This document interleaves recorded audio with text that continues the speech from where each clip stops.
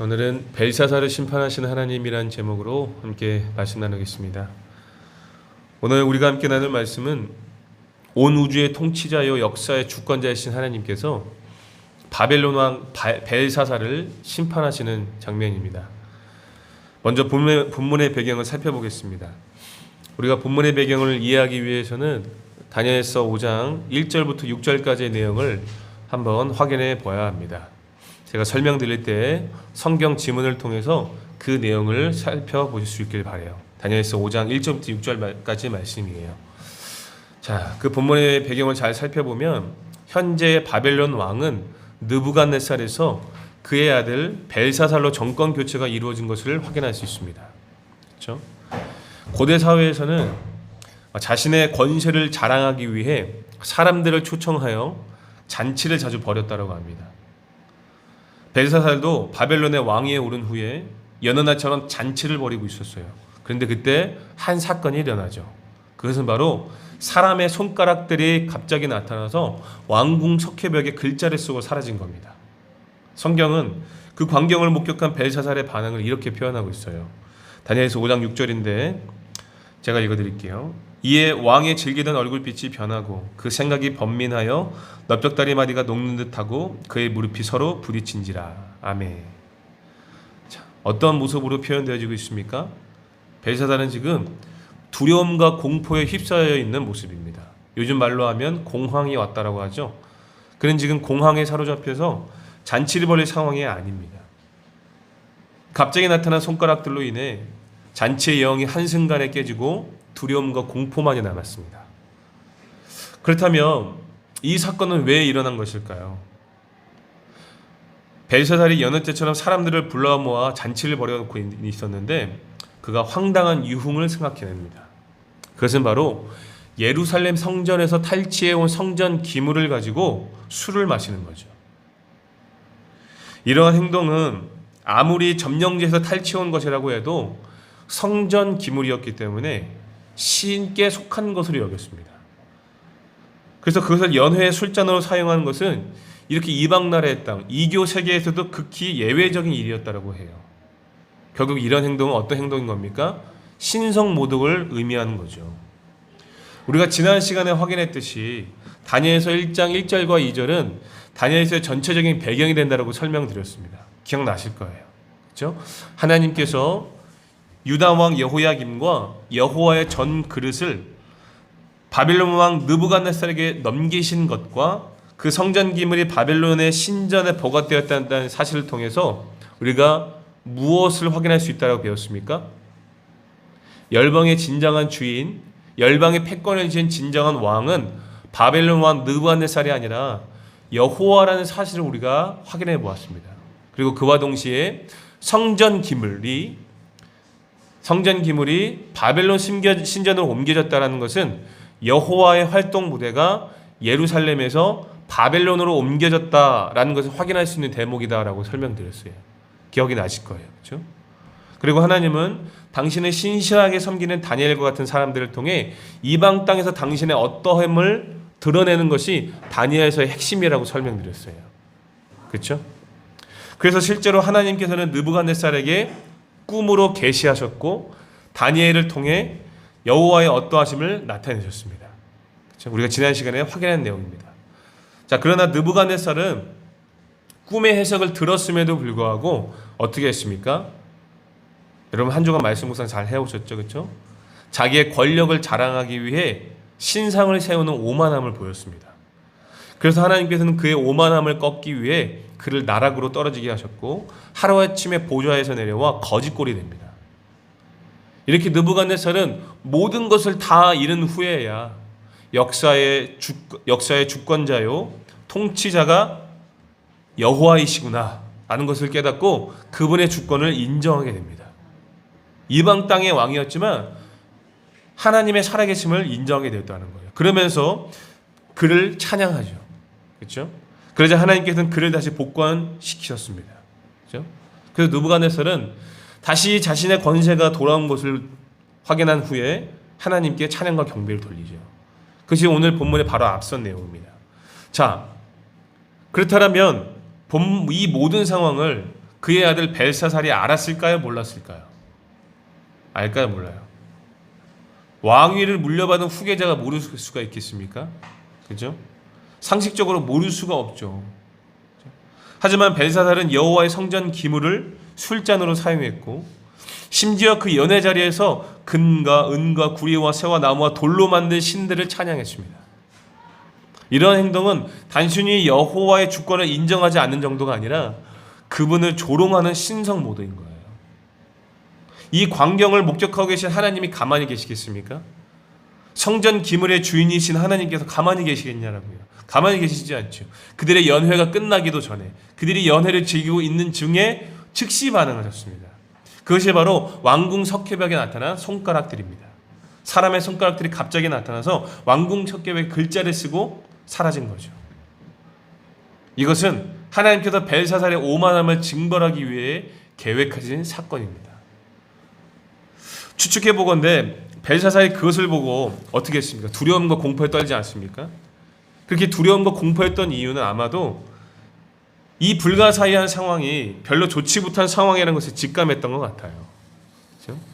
이 성전 기물을 술잔으로 사용한 이후에 나타난 상황이기 때문입니다. 그래서 그는 두렵고 떨리는 마음으로 이 글자를 읽고 해석할 사람을 구하죠.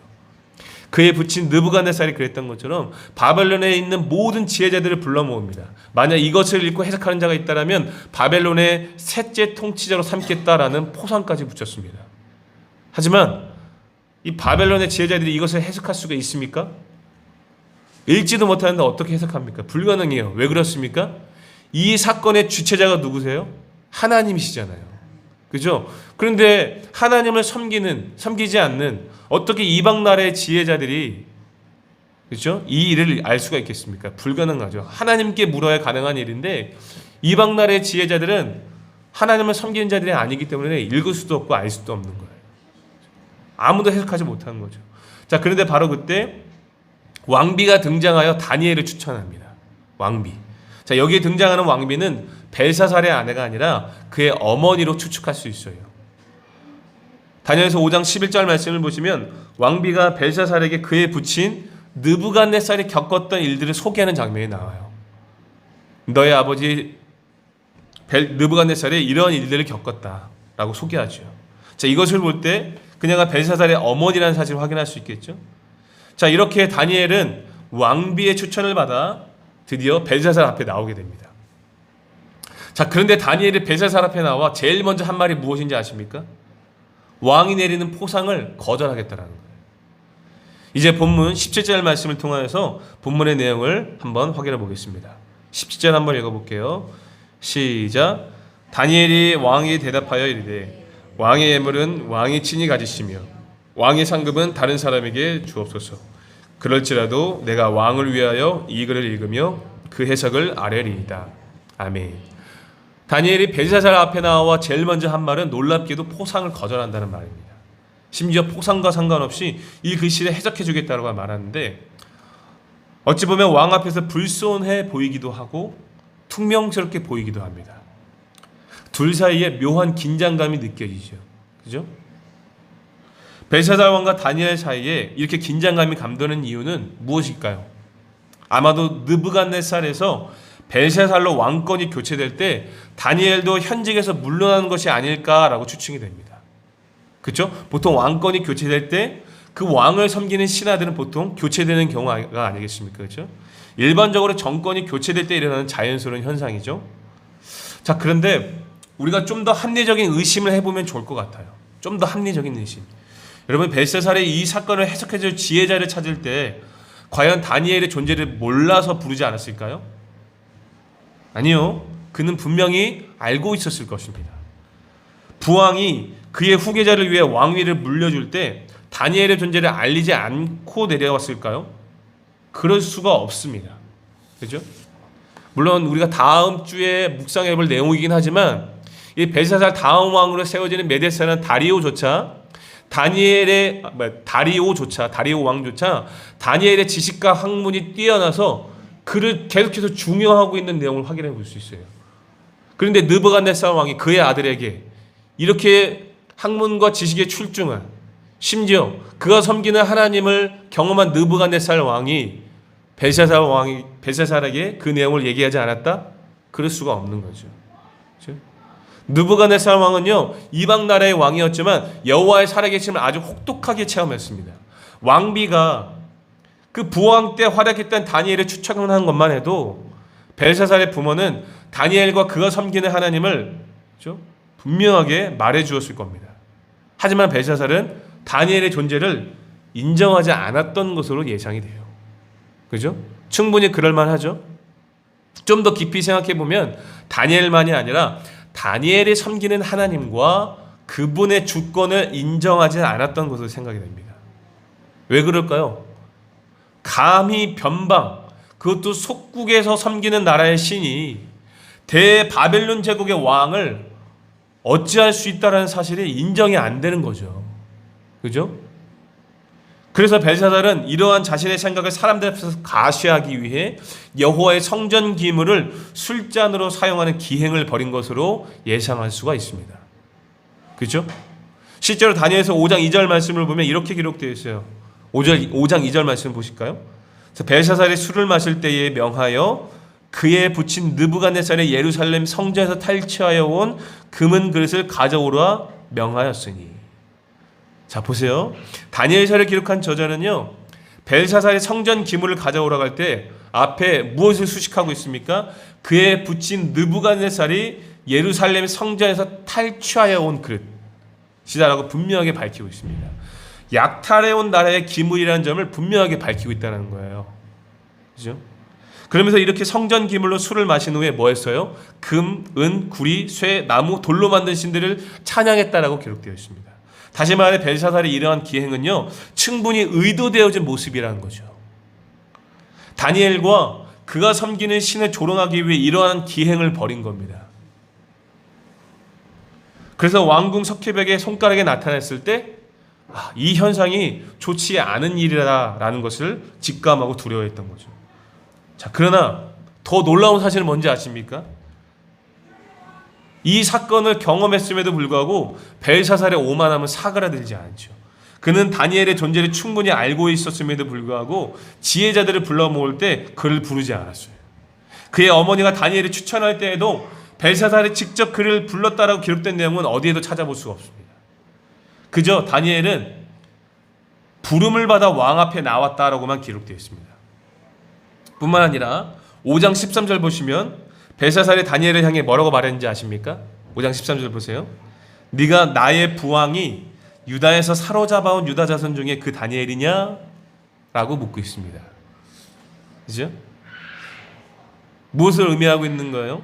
벨사살에게 있어서 다니엘은 그저 변방나라 속국의 신하일 뿐이라는 겁니다. 이것은 다른 말로 하면 다니엘의 섬기는 신도 그저 변방나라의 이름 없는 신으로만 인식하고 있었다라는 거예요. 그렇죠? 얼마나 오만하고 어리석은 모습입니까? 그의 아버지가 살아생전 경험한 것을 보고 들었음에도 불구하고 지금 이 일을 겪고 있음에도 불구하고 여호와의 살아계심과 그분의 통치를 인정하지 않고 있습니다. 대제국 바벨론의 왕을, 그렇죠? 속국의 나라가 섬기는 신이 어찌할 수 있겠다라고 생각하지 않았다라는 거예요. 그렇죠? 그래서 다니엘은 이 사건을 해석하기에 앞서서 먼저 그의 아버지 느부갓네살과 비교하면서 그의 어리석음을 책망하기 시작합니다. 그것이 오늘 본문 18절부터 21절까지 내용이 잘 기록되어 있죠. 온 땅을 통치하던 느부갓네살이 그의 교만으로 인해 하나님께 심판을 받고 가장 낮은 자리로 떨어졌다가 지극히 높으신 하나님께서 진정한 열방의 통치자라는 사실을 깨닫고 나서야 왕위를 회복할 수 있었습니다 라는 사실을 벨사살 왕에게 설명을 해줍니다. 그 중에서도 특별히 18절과 19절의 내용을 보시면 눈으로 보실게요. 18절과 19절 보세요. 뭐라고 얘기하고 있습니까? 여호와께서 느부갓네살에게 열방을 통치할 권세와 영광을 주셨다라고 언급하고 있으면서 뭐라고 얘기하죠? 여호와께서는 임의로 죽이며 임의로 살리며 임의로 높이며 임의로 낮추신다라는 표현을 사용하시면서 하나님의 권세가 느부갓네살에게 위임된 것을 밝히고 있습니다. 위임되었다. 하나님의 권세가 느부갓네살에게 위임되었다. 다시 말해 느부갓네살이 권력을 행할 수 있었던 것은 하나님께서 허락하셨기 때문이다라는 거예요. 다시 말해 벨사살의 권세도 여호와께서 주신 것이다라고 분명히 밝히고 있는 거죠. 그러면서 벨사살의 오만함을 지적하고 있는데 우리 22절부터 23절 말씀 한번 읽어볼게요. 22, 23절 시작. 벨사살이여, 왕은 그의 아들이 되어서 이것을 다 알고도 아직도 마음을 낮추지 아니하고 도리어 자신을 하늘의 주제보다 높이며 그의 성전 그릇을 왕 앞으로 가져다가 왕과 귀족들과 왕후들과 후궁들이 다 그것으로 뿔을 마시고 왕이 또 보지도 듣지도 알지도 못하는 금, 은, 구리, 세워나무, 돌로 만든 신상들을 찬양하고 도리어 왕의 호흡을 주장하시고 왕의 모든 길을 작정하신 하나님께는 영광을 돌리지 아니한지라. 아멘. 그렇죠? 감히 대제국 바벨론의 왕 앞에서 다니엘 속국의 신하가 책망하고 있어요. 그렇죠? 왜 그렇습니까? 이 다니엘의 선언을 통해 확인할 수 있듯이 벨사살은 느부갓네살이 경험한 하나님을 분명히 인식하고 있었기 때문이에요. 알고도 이 일을 행한 것을 책망하고 있는 겁니다. 그렇죠? 분명 벨사살에게는 그의 아버지와는 다르게 느부갓네살과는 다르게 누가 세상의 참된 통치자인지를 배울 수 있는 기회가 있었어요. 그렇죠? 그러나 부왕 느부갓네살의 경험이 벨사살에게는 아무런 의미가 없었던 것 같습니다. 벨사살은 모든 것을 알고 있었음에도 불구하고 부왕과는 비교할 수 없을 정도의 오만함을 보였습니다. 그래서 다니엘은 그의 오만함을 책망하며 하나님께서 당신의 오만함을 심판하기 위해 이 손가락에 나와서 이 글을 기록한 것이다 라고 분명하게 밝혔고 그 글을 해석해 줍니다. 25절부터 28절까지 한번 그 해석의 내용을 확인해 보겠습니다. 25절부터 28절입니다. 시작. 기록된 글자는 이것이니 곧 메네 데겔 우 바르시니라. 그 글을 해석하건대 메네는 하나님이 이미 왕의 나라의 시대를 세워서 그것을 끝나게 하셨다 하미요. 데겔은 왕을 저울에 달아보니 부족함이 보였다 하미요. 베레스는 왕의 나라가 나뉘어서 메대와 바사 사람에게 준 바 되었다 하미니이다 하니. 아멘. 자, 여기서 메네와 데겔은 중량이나 화폐의 가치를 나타내는 문화와 세계를 의미한다고 합니다. 그리고 우는 접속사를 의미하고 바르시는 베레스라는 단어의 복수형으로서 문화 또는 세겔의 절반을 의미한다고 해요. 정리해보면 한 문화, 한 세겔, 그리고 반 문화들, 반 세겔들이 되는 겁니다. 그냥 보면 단순히 어떤 무게나 화폐 단위를 나열해 놓은 글자예요. 하지만 이 나열해 놓은 무게나 단위의 가치가 어떻게 되어지고 있습니까? 점점 작아지는 순서로 되어 있습니다. 그래서 하나님께서 다니엘이 이것을 어떻게 해석하고 있습니까? 하나님께서 벨사살 당신을 저울에 달아보니 부족함이 보였다라는 거예요. 왕으로서 하나님께서 당신의 권세를 위임할 만한, 당신의 권세를 이 사람에게 맡길 만한 왕의 그릇으로 부족하다는 겁니다. 그래서 하나님은 벨사살의 나라를 나누어서 메대와 바사 사람에게 주기로 결정했다라고 말씀하고 있는 거죠. 과거 느부갓네살은 하나님께 심판의 메시지를 받을 때 7대가 지나 그의 권세를 다시 복권시키겠다라고 말씀하셨거든요. 그 회복할 기회를 주셨어요. 하지만 벨사살은 복권의 기회도 없이 그저 심판의 메시지만 말씀하고 있습니다. 그 이유가 뭘까요? 그 이유는 22절에서 다니엘이 언급해 있던 것처럼 느부갓네살은 무지로 인하여서 그죠? 그의 교만함 때문에 무너졌지만 벨사살은 어떻습니까? 모든 것을 알고도 마음을 낮추지 않았기 때문에 그죠? 복권할 기회가 없이 심판의 메시지만 선언하신 것입니다. 그죠? 다시 말해 무지에서 비롯된 악행이 아니라 계획되어진 악행이었기 때문이죠. 여호와의 살아계심을 그의 부왕을 통해 확인했음에도 불구하고 여호와를 조롱하고 그분을 모독하기 위해 이런 악행을 저질렀기 때문에 이렇게 회개할 기회도 없이 심판의 메시지만 주신 겁니다. 이제 해석을 들은 벨사살의 반응을 살펴볼게요. 29절부터 31절입니다. 읽어볼까요? 시작. 이에 벨사살이 명하여 그들이 다니엘에게 자주색 옷을 입히게 하며 금 사슬을 그의 목에 걸어주고 그를 위하여 조서를 내려 나라의 셋째 통치자로 삼으니라. 그날 밤에 갈대아 왕 벨샤살이 죽임을 당하였고 메대 사람 다리오가 나라를 얻었는데 그때의 다리오는 62세였더라. 아멘. 자, 보세요. 성도님들이 보기에 벨사살의 반응이 어떻게 보이십니까? 마치 남의 일처럼 받아들인 것처럼 보이지 않습니까? 왜 그렇게 보이냐면 벨사살은 보상의 약속대로 다니엘을 바벨론의 셋째 통치자로 삼았습니다. 그렇죠? 그렇다라는 것은 이것은 무엇을 의미하는 거예요? 그가 다니엘의 해석을 인정했다라는 증거예요. 그죠? 잘못된 해석이다라고 부정하면 보상해 줄 이유가 없어요. 근데 실제로 그가 얘기했던 것처럼 약속대로 다니엘을 바벨론의 셋째 통치자로 삼았다라는 것은 그의 해석을 인정했다라는 증거입니다.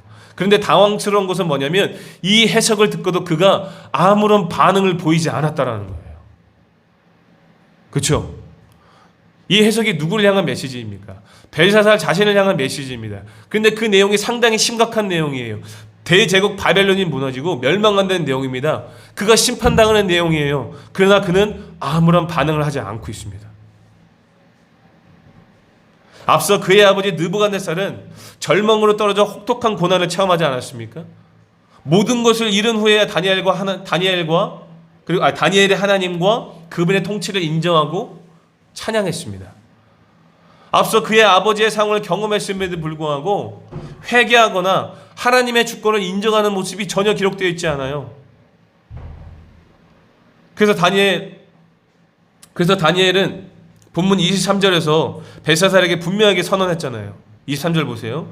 이 사건을 계획하신 주체자가 왕의 호흡을 주장하시고, 그죠? 왕의 모든 길을 작정하시는 여호와 하나님이시다라고 분명하게 선언했어요. 온 땅의 주인, 생명의 주인께서 하신 말씀이다 라고 분명하게 선언했지만 그는 여전히 아무런 반응을 하지 않고 있습니다. 여러분, 하나님께서 우리의 코와 입 막으면 어떻게 돼요? 그대로 세상 떠나는 거예요. 왕의 호흡을 주장하는 사람이 여호와시래요. 그런데 그럼에도 불구하고 이 무시무시한 심판의 메시지를 받았음에도 불구하고 반응하지 않아요. 이 일이 당장에 일어나지 않을 것이라 생각했을까요? 그래서 나중에 회개하려고 했을까요? 하지만 오늘 본문 30절은 분명하게 증거하고 있습니다. 30절 보세요. 그날 밤에 갈대아 왕 벨사살이 죽임을 당하였고. 아멘. 다니엘의 해석이 그날 밤에 즉각적으로 임했습니다. 그리고 그 해석처럼 메대 사람 다리오가 나라를 얻게 되죠. 여기까지가 오늘 본문의 전체적인 내용이에요. 성도님들은 오늘 본문을 살펴보면서 무엇을 느끼셨나요? 이 다니엘서에 등장하는 느부갓네살과 벨사살은 하나님께 반역하는 교만한 인간의 전형적인 모습입니다. 그들이 등장하는 이유가 뭘까요? 하나님의 절대 권력 앞에서 자신의 한계를 인정하고 굴복하는 것을 보여주기 위함입니다. 그렇죠? 그래서 우리는 항상 그들의 입장이 아니라 다니엘과 새 친구들의 입장에서만 우리의 신앙을 점검해 보는 경우가 많습니다. 왜 그래요? 왜 그렇습니까? 우리는 하나님을 대적하지 않으니까요. 그렇죠? 그리고 더 나아가 이왕이면 다니엘이 바벨론의 셋째 통치자가 된 것처럼 우리와 우리의 자녀들이 세상 권력을 잡는 것을 꿈꿉니다. 다니엘의 활약상에만 집중한다는 거죠. 하지만 오늘날 우리의 신앙을 점검했을 때 우리는 과연 다니엘과 새 친구들의 입장에서만 우리의 신앙을 점검해야 하는가? 그것이 정말 옳은 적용법인가를 생각해보지 않을 수가 없습니다. 저는 다니엘처럼 우리의 신앙이 엄청나게 거룩하다고 생각하지 않습니다.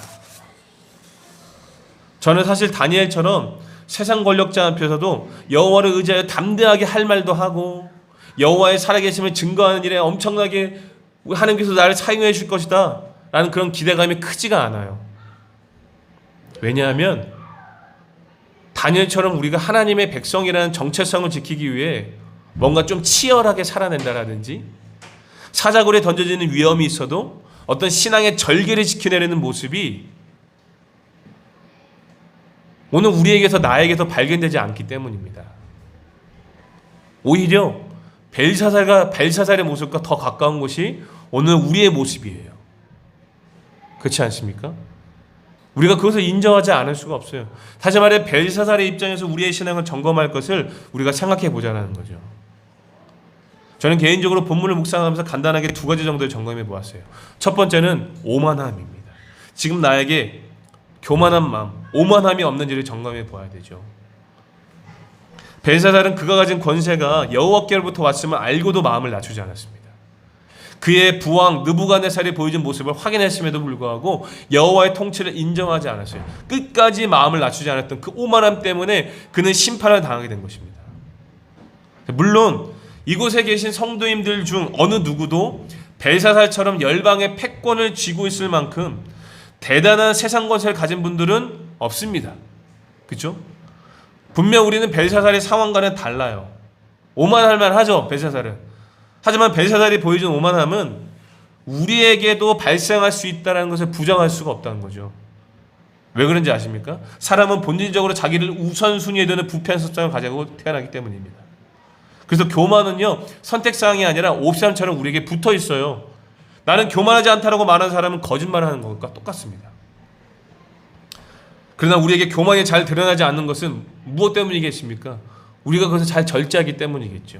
교양으로 잘 포장하고 있기 때문에 나는 교만하지 않다라고 생각하는 거죠. 여러분, 그런데 이것이 절제되지 않을 때가 가끔 발생하는데 보통 언제 그런지 아십니까? 교양으로 포장되지 않을 때가 있어요. 이것이 절제되지 않을 때가 있어요. 언제예요? 하나님의 도움이 필요 없다라고 느낄 때입니다. 하나님의 도움이 필요 없다라고 느낄 때. 여러분, 이것은 사람마다 느끼는 만족감에 따라 유기적으로 나타납니다. 만족감이 큰 사람이 있는가 하면 작은 사람도 있잖아요. 그렇죠? 그 만족감이 채워지기만 한다면 교만함이 자연스럽게 나온다는 거죠. 그 만족감이 하나님이 아니라 다른 것으로 왔다는 것을 인정하게 되는 순간 그 사람은 교만에 사로잡힙니다. 예를 들면 하나님이 아니라 나의 능력과 힘을 인정하고 돈과 관계의 안정감을 두는 것을 말하는 거죠. 그러면 하나님이 없이도 충분히 살만하다라고 느끼게 됩니다. 할만한데? 살만한데? 그렇죠? 그렇게 되면 하나님이 내 삶을 주관하시고 은혜를 주셔서 이 현재를 누리고 있는 것이 아니라 내 힘으로도 내 능력으로도 살고 있다라고 생각이 되는 거죠. 그러면 벨사살이 보여준 오만함과 무엇이 다르겠습니까? 똑같은 거예요. 아니 어쩌면 그보다 더 심각한 상태일 수 있습니다. 왜 그런지 아십니까? 왜 그래요? 우리는 벨사살이나 느부갓네살보다 여호와의 주권과 통치를 더 많이 경험한 사람들이기 때문입니다. 아닌가요? 정말 수도 없이 보고 듣고 체험한 것이 오늘 우리 아닙니까? 그렇죠? 느부갓네살보다 벨사살보다 더 많이 경험했어요. 여호와의 주권과 통치를. 믿으시면 아멘 하시기 바랍니다. 아멘이시죠? 수도 없이 경험했어요. 그런데 이 저주받은 육신이 얼마나 쓸데가 없는지 그렇게 수도 없이 경험하고 체험했음에도 불구하고 여전히 이 교만한 마음을 절제할 수가 없는 거죠. 그리스도로 말미암아 신자가 된 우리는 여호와의 주권과 통치를 인정하고 그분의 주권과 통치 안에 머물러 있다라고 고백하며 살아갑니다. 하지만 성도 여러분, 마음에 손을 얹고 진실하게 생각해 보십시오. 하나님 없이 살아도 충분히 살만하다고 느낀 적이 단 한 번도 없으십니까? 우리가 인정하지 않을 뿐이지 사실 그렇게 살고 있을지 몰라요. 그 증거가 무엇입니까? 성도님들은 매일 말씀의 인도를 받고 계십니까? 성도님들은 매일 하나님께 기도하십니까? 하루에 얼마나 하나님을 묵상하고 계십니까? 하루 중에 얼마나 십자가의 은혜를 감격하고 계십니까? 만약 우리에게 이런 모습이 없다라면 벨사살의 여호와의 말씀을 듣고도 남일처럼 생각했던 것처럼, 그렇죠? 어쩌면 오늘 우리도 하나님의 말씀을 수도 없이 듣고 확인했음에도 불구하고 남일처럼 생각했을지도 몰라요. 생각하며 살고 있을지도 몰라요. 금과 음과 돌로 만든 신상만이 우상이 아니에요. 금과 은을 따르는 것도 우상 숭배입니다. 두 주인 섬기는 거예요. 하나님이 무엇을 원하시고 무엇을 싫어하시는지 뻔히 알면서도 일부러 모른 척하고 고집스럽게 죄를 짓는 모습, 우리가 그거 회개해야 합니다. 그 오만함을 하나님 앞에서 회개할 수 있어야 돼요. 오늘 제가 얼마나 회개되는지 몰라요. 말씀 묵상하면서. 사랑하는 성도 여러분, 우리 하나님 앞에서 겸손합시다. 우리의 호흡을 주장하시는 하나님 앞에서 마음을 낮춥시다. 하나님이 무엇을 원하시고 무엇을 싫어하신지 알면서도 끈질기게 마음을 낮추지 못했던 우리의 오만함을 회개합시다. 부디 벨사살의 모습을 반면교사로 삼아 여호와 앞에 마음을 낮추고 겸손하게 반응하는 우리가 될 수 있기를 예수님의 이름으로 축복합니다. 아멘. 자, 두 번째로 벨사살의 모습을 통해 점검해보고 싶은 두 번째 모습은 바로 즉각적인 순종입니다. 두 번째 뭐라고요? 즉각적인 순종. 성도 여러분, 아는 것이 우리를 순종으로 이끌지 않습니다. 우리가 여호와의 주권과 통치를 인정한다면 그분께 즉각적인 순종을 보여야 돼요. 그렇게 살 수 있어야 된다는 거죠. 벨사살은 이 글의 해석이 바벨론과 자신을 향한 심판의 메시지라는 것을 들었을 때에도 어떻게 했어요? 반응하지 않았습니다. 분명 그는 부왕 느부갓네살이 처참한 시기를 보낸 것도 여호와가 작정하신 일이라는 것을 다 알고 있었어요. 그러나 그에게 이렇게 심판의 메시지가 주어졌음에도 불구하고 즉각적으로 반응하지 않았어요. 결국 다니엘이 해석한 여호와의 메시지는 그날 밤에 즉각적으로 임했습니다. 벨사살은 죽고 나라는 메데사라는 다리옥에 넘어가게 됩니다. 여러분, 우리는 때때로 아는 것이 믿음이라고 생각할 때가 있어요. 그러나 아는 것과 믿음은 다릅니다. 알고도 순종하지 않는다면 그것만큼 교만한 게 없어요. 여러분, 제가 40이 넘었는데 그죠? 저희 어머니는 저에게 아직도 잔소리를 하십니다. 그러면 저는 항상 듣던 소리이기 때문에 어머니께 짜증을 내면서 말하죠. 어머니, 다 알고 있어요. 알고 있으니까 그만 좀 얘기하세요 라고 이야기를 하죠. 이제는 한 가정의 가장이 되었고 세 자녀의 아버지가 되었는데도 어머니의 잔소리는 끊이지 않습니다. 제가 곰곰이 생각해 보죠. 도대체 어머니는 왜 이렇게 잔소리를 하실까? 뭐 어머니의 성격적인 부분도 있으시겠지만 근본적으로 어머니가 같은 소리를 반복하는 이유가 무엇이겠습니까? 그게 뭐겠어요? 저 잘되라고 하는 말이고 맞는 말이지만 여전히 변하지 않는 저의 모습을 보고 계속해서 말씀하시는 거죠. 무슨 말인지 이해가 되시죠? 제가 못 알아듣고 몰라서 또 얘기한 게 아니었던 거예요. 그죠? 인스턴트 식품 먹지 말아라. 기름진 거 좀 줄여라. 운동해라. 저를 위해서 맞는 말이죠. 근데 쉽지 않은 거잖아요. 그렇죠? 수도 없이 듣고 다 알고는 있지만 알기만 할 뿐 행동으로 옮기지 않으니까, 그죠? 반응하지 않으니까 계속해서 같은 말을 반복했던 거고 그게 잔소리가 되는 거죠. 여러분, 신앙생활도 마찬가지예요. 하나님께서 똑같은 메시지를 계속해서 반복해서 주시는데 듣지 않으면 어떻게 하실까요? 반응하지 않으면 어떻게 할까요? 우리가 어릴 적 부모님들 말 안 들으면 어떻게 해요? 부모님 어떻게 합니까? 처음에는 듣기 좋은 말로 타이르다가 계속 안 들으면 어떻게 해요? 회초리 드는 거죠. 그러면 큰일 나는 겁니다. 여러분, 한국교회 성도님들 수준이 얼마나 높은지 웬만한 성경 지식 다 알고 있어요. 그죠? 그죠? 맞아요. 그러나 아는 것이 삶을 변화시키지 못하는 것을 깨달아야 됩니다. 그죠? 알면 그렇게 살아내야 되고 알면 그렇게 반응할 수 있어야 돼요. 그죠? 그 회심의 과정 가운데서 반응하지 않는 명목상의 그리스도인일 수 있습니다. 정말 진지하게 생각해 봐야 돼요. 이 문제는요, 저를 포함하여 한국교회 모든 사람들에게 적용되는 말씀이라고 생각합니다. 오늘 우리의 모습 속에 이러한 미성숙함이 얼마나 많이 있습니까? 우리는 오랜 세월 신앙생활을 해오면서 정말 많이 보았고 많이 들었고 많이도 체험했습니다. 그러나 다 알고 있음에도 불구하고 여전히 순종되지 않는 영역이 있고 즉각적으로 반응해야 할 메시지임에도 불구하고 반응하지 않는 모습이 있어요. 있으시잖아요. 그러므로 사랑하는 성도 여러분, 여호와께서 내 호흡을 주장하시고 우리의 모든 길을 작정하시는 분이라는 것을 믿으신다면 여호와께서 말씀하실 때 즉각적으로 반응할 수 있기를 바랍니다. 순종으로 반응하시기 바래요. 창세기 22장에서 하나님께서 아브라함에게 이삭을 바치라는 명령을 하실 때 어떻게 했어요? 아브라함은 고민하는 시간을 가지지 않았어요. 물론 쉽지 않았겠죠. 하지만 그는 다음날 아침 일찍이 일어나 여호와께서 지명하신 산으로 떠났습니다. 쉽지 않은 명령이었지만 즉각 떠났어요. 오늘 우리에게도 이러한 믿음이 필요합니다. 때로는 심판의 메시지, 때로는 도저히 순종하지 못할 메시지라고 할지라도 어떻게든 말씀 앞에 반응하려고 하는 모습을 보일 때, 그렇죠? 하나님께서 우리를 사랑스럽게 보아주시지 않겠습니까? 그렇죠? 온전하진 않지만 어떻게 해서든 말씀 앞에 반응하려고 할 때 하나님 얼마나 우리를 사랑스럽게 보시겠어요. 부디 벨사살의 모습을 반면교사로 삼아 아는 것으로 그치지 말고 말씀 앞에 즉각적으로 반응할 수 있기를 예수님의 이름으로 권면드립니다. 이제 말씀을 정리하겠습니다.